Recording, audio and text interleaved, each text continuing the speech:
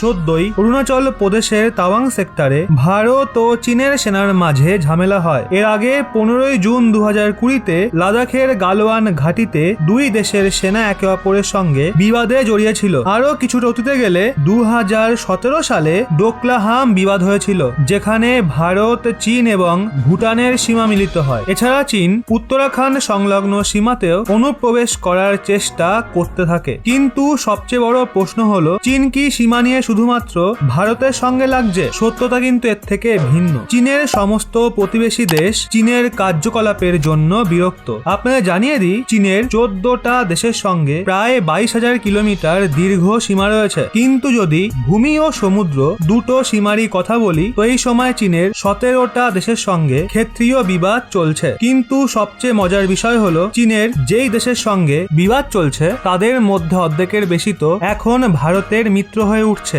ভারত তার শত্রুদের সঙ্গে বন্ধুত্ব করছে। ভারত তার এই স্ট্র্যাটেজিতে সফল হচ্ছে। সবার প্রথমে ভূমিগত বিবাদের কথা বলি, যেখানে চীন Bharat, Nepal, Bhutan, Laos, Mongolia, Myanmar এবং তিব্বতের মতো দেশগুলোকে অস্বস্তির মধ্যে ফেলে রেখেছে। এখন যদি সমুদ্র সীমার কথা বলি, তাহলে চীনের বিবাদ Taiwan, Philippines, Indonesia, Vietnam, Malaysia, Japan, South Korea, North Korea, Singapore ও ব্রুনাইয়ের সঙ্গে চলছে।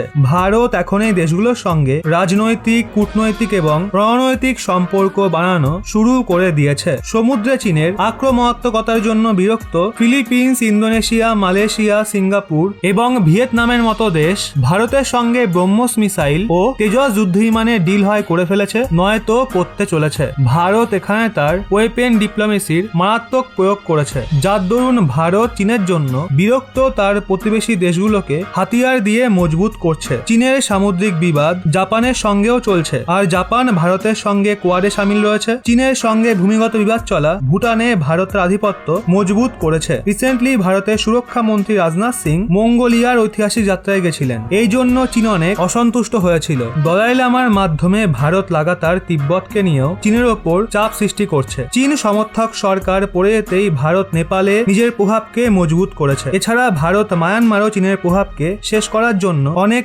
প্রজেক্ট বানাচ্ছে। ভারত এখন চীনকে ঘেরার জন্য স্ট্রিংস অফ ডায়মন্ড রণনীতির ভিত্তিতেও কাজ করছে। ভারতের উপস্থিতি ইরানের চাবাহার পোর্টেও রয়েছে, তারপর ওমানের দুকুম পোর্ট হোক বা সেসেলস আইল্যান্ড হোক, ইন্দোনেশিয়ার সাবাং পোর্ট হোক বা সিঙ্গাপুরের চাঙ্গি পোর্ট, ভারত এখন এই সব জায়গা থেকে চীনকে ঘিরছে। ভারত মহাসাগরে নিজের রণনীতিকে মজবুত করার জন্য ভারত আগেই ফ্রান্স, জাপান ও আমেরিকার সঙ্গে অনেক সৈন্য কৌশল করে ফেলেছে। এবার বন্ধুরা, আপনারাই বলুন, আপনাদের কি মনে হয় ভারতের রণনীতি কি চীনকে আটকাতে 100% কার্যকর হবে? ভারতের এই কৌশল কি সফল হবে? কমেন্টে অবশ্যই জানান।